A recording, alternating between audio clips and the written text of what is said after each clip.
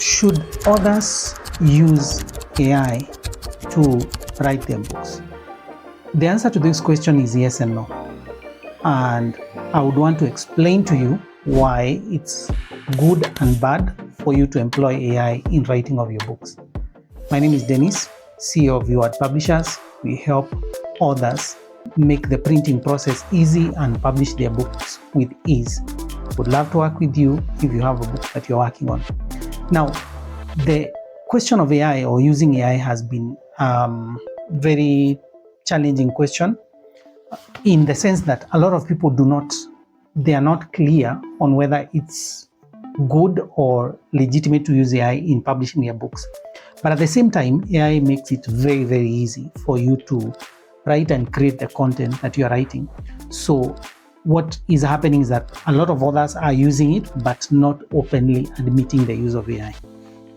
The thing is, having adopted AI at the very beginning of when it initially came out, has given us as a company the opportunity to really understand the workings of AI softwares in a very in-depth way, so that we have been able to understand very specific patterns of how these large language models work. And when I say large language models, I mean the likes of ChatGPT, Gemini, Grok.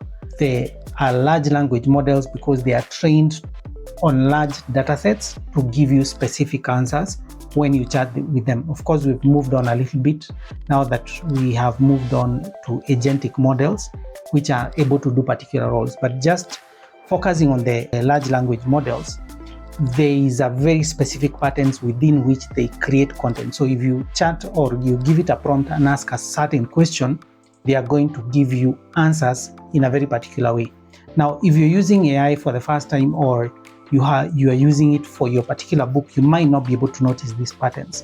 But when you are in the place where we are, where we see this all the times, we have been able to study and learn these patterns, and these are things you can be able to research online and be able to find them. Of course, there is not too much research on this, but this is what I would want you to help to understand.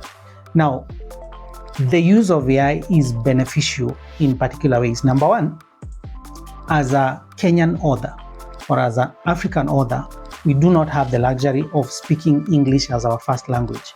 So what that means is that most of the English we write is dependent or affected by our mother tongues, by our local languages. So when somebody speaks, for example, if somebody is a Kamba, they are going to speak English, but which is actually Kamba translated into English. Or if you are Kikuyu, you're almost translating Kikuyu. Your thinking and the way you process words, the way you arrange sentences, the way your thought process works is from a point of being brought up as from your tribe. So majority of people think with their mother tongues or their local languages. They do not think in English. Of course, the younger people are doing that. They think more in English than they do in their local dialects. But a lot of people, older people, think fast with their local dialects. So this affects the way you communicate. This affects the way you put words. And this is why somebody from maybe Western countries is not very easily able to understand your English. Now, this is a problem that AI solves, because it helps you to arrange your words in sentences and in paragraphs in ways that can be understood internationally. So it gives sweetness and flow in your content. Now, there are many other advantages in that it helps you to do research much more quickly. In the past, we used to go to Google and you Google something that you don't even know what you're looking for. You're not very clear about where you should go to get certain types of information. We could also use books to do the research, but then the information you got was only limited to how many books you are able to access within your local area or the library that you're going to. So AI has made it such that it's able to go into the internet or into the World Wide Web and find you the information you need. You don't have to give or make very intelligent prompts, but then it will still go in there and find for you so much information. In fact, that this has made a lot of people move away from Google and just use ChatGPT, for example, to get the information. So it makes the process of getting the information quicker. It has also brought us to par. with international authors and writers, in that the amount of information they have access to is maybe similar, more or less, with them. So it helps you in research. The downsides to using AI are many, and this video is not enough to explain everything. But one of the things is that, again, as I mentioned, large language models are trained with very particular data sets. So that the content that has trained Grok, the content that has trained Gemini, even the Chinese models, the content that has trained ChatGPT or Cloud is very similar, in that there is only so much information that is available online. And online is where this platform, the creators of this content go and find this information. So you will find they have certain patterns of doing things. I'll give you maybe 3 examples. One is the use of M dashes. M dashes are these long dashes that are very emblematic of almost all models. So that if you do content, if your content is written with these models, you will find those M dashes. And regardless of what you do, they are always there. They cannot be removed. So you have to go into the content and remove them yourself. The other thing is something we call antithesis.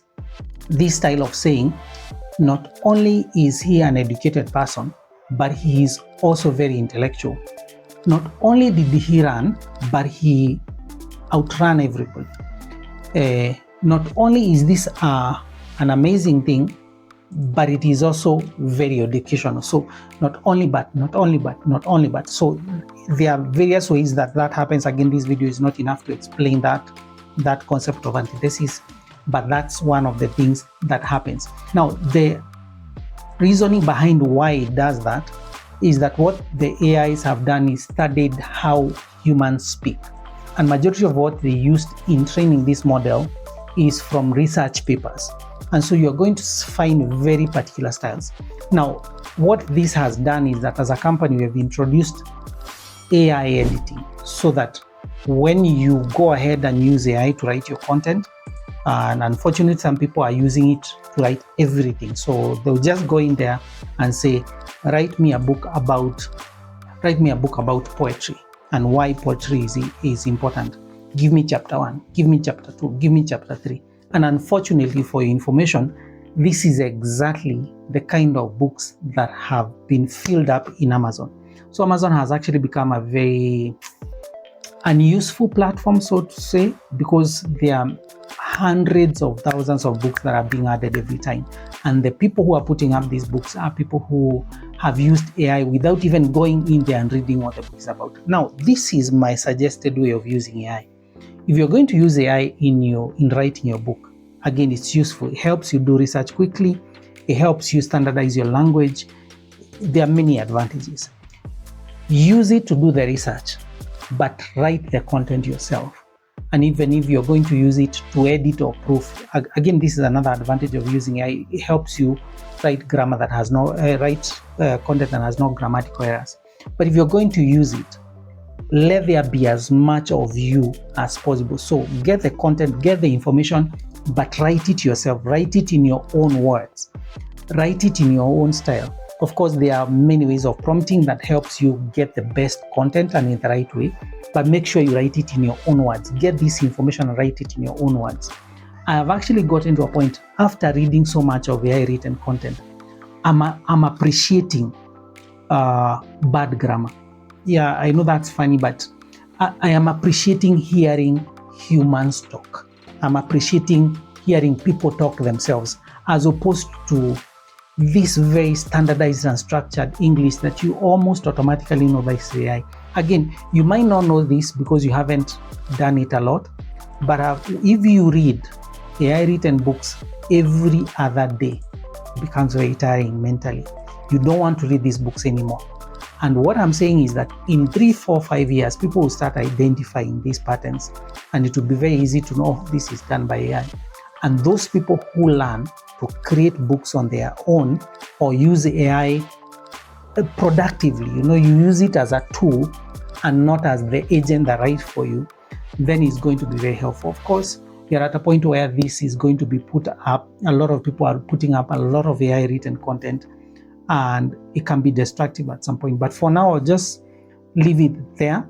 Use AI as a tool to help you create content. Don't use it as your replacement. Don't let it write for you.